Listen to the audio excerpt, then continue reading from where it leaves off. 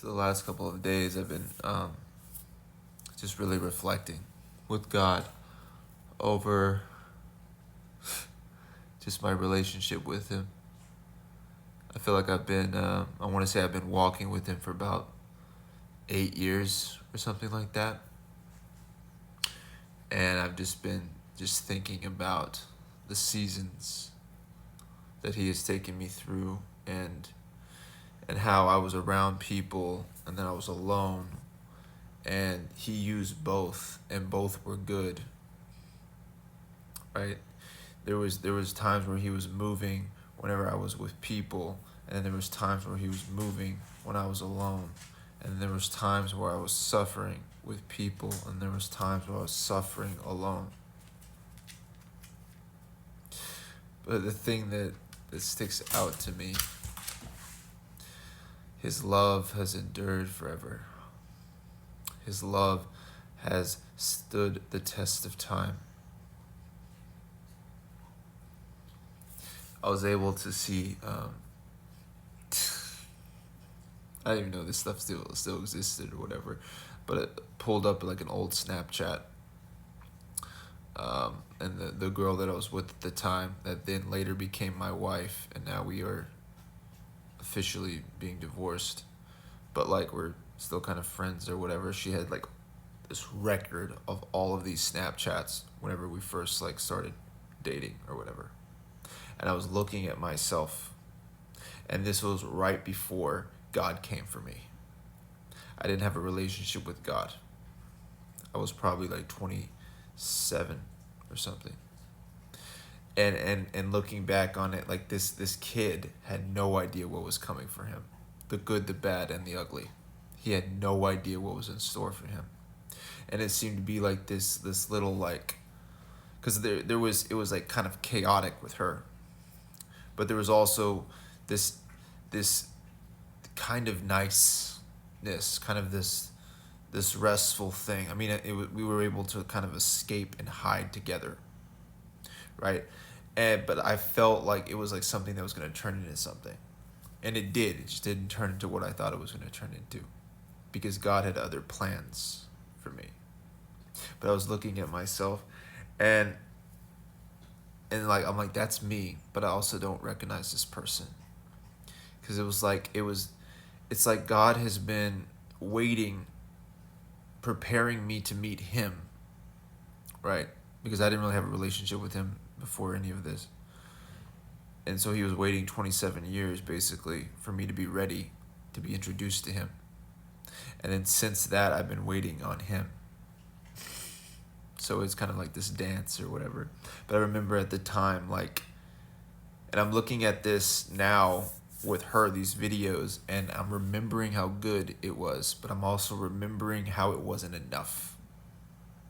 And I'm also remembering the bad times too, because there was a lot of those, a lot of highs and lows. That's probably what made it so pleasurable. It was very toxic. And while talking to her, I was also talking to all of these other women online. And I'm looking at myself now, the way I have this understanding and being with God. I'm looking at this kid, because I was 27, but I was very much a kid who thought like a kid, just trying to run and hide in all of the things. I had no idea what was coming for me. I had no idea that He was going to call me like that, and what that was going to cost, and what that meant, and how I was going to receive this honor for my life and this self-respect, because I remember that kid needing all of these people to validate him constantly. This is why I was on all of these online dating apps. I needed all of these safety nets, and so it just didn't work. I had the pleasure at the time. I had those things, but it wasn't enough. And behind closed doors, when there was no people and my phone was dry, right at that time, I would feel like shit. I would feel like an imposter. It was like that was my covering. That was my way of trying to keep the shame down. I had no idea what was coming for me. And I've been reflecting on that the last couple of days or whatever. How the love of God has stood the test of time.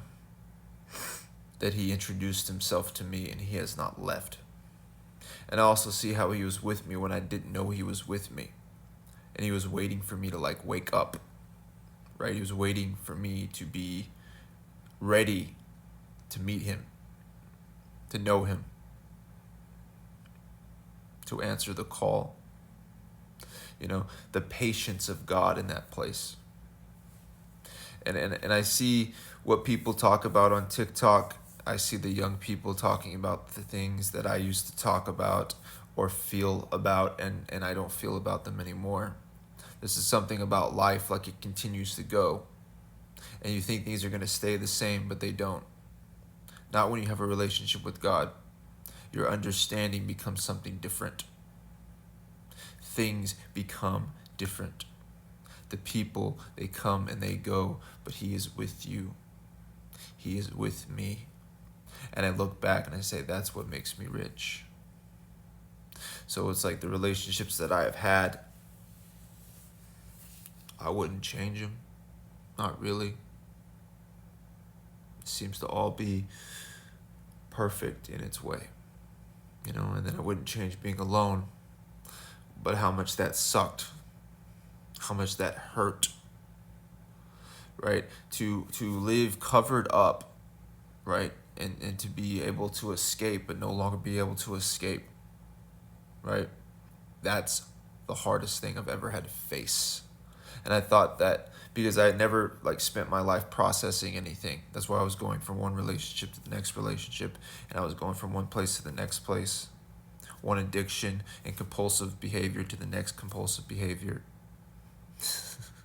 And it honestly didn't even really stop whenever I got into the church. I just picked up religious things. And I thought I was going to stay in religious places. Stay at this mega church, which a red flag was like, it's like 7 steps just to join. I'm looking at that now because I saw an old email or something. And I'm just like, I wouldn't do that now. But that's where I was.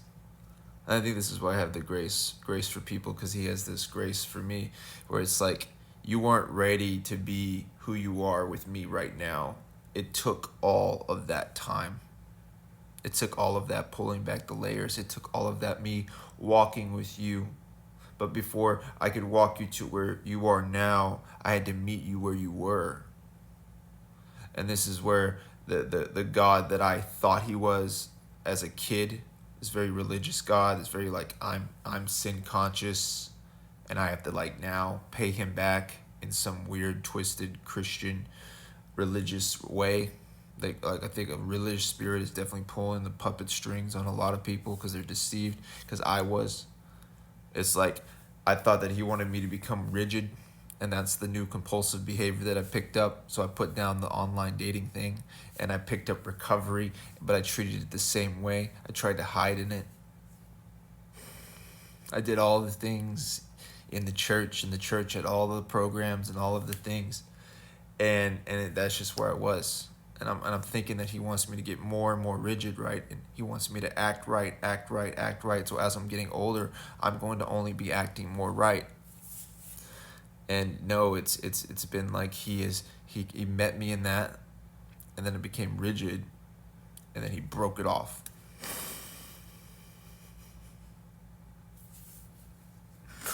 Like he's liberated me from all of that. But it took time. Like it's going to take time for you.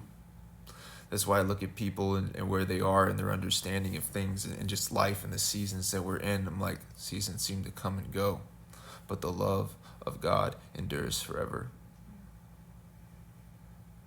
He will be with you, and you will grow into knowing that he is with you at your time as he prepares you to know him more fully. We're like, oh no, I'm sin conscious, I gotta do all these things. It's like, yeah, you're gonna feel that way for a while. It's probably the shame, it's probably the way that you've had to escape and hide, but he's gonna strip that off of you at the right time, and you're gonna find you were with me in it, all of it. You were with me.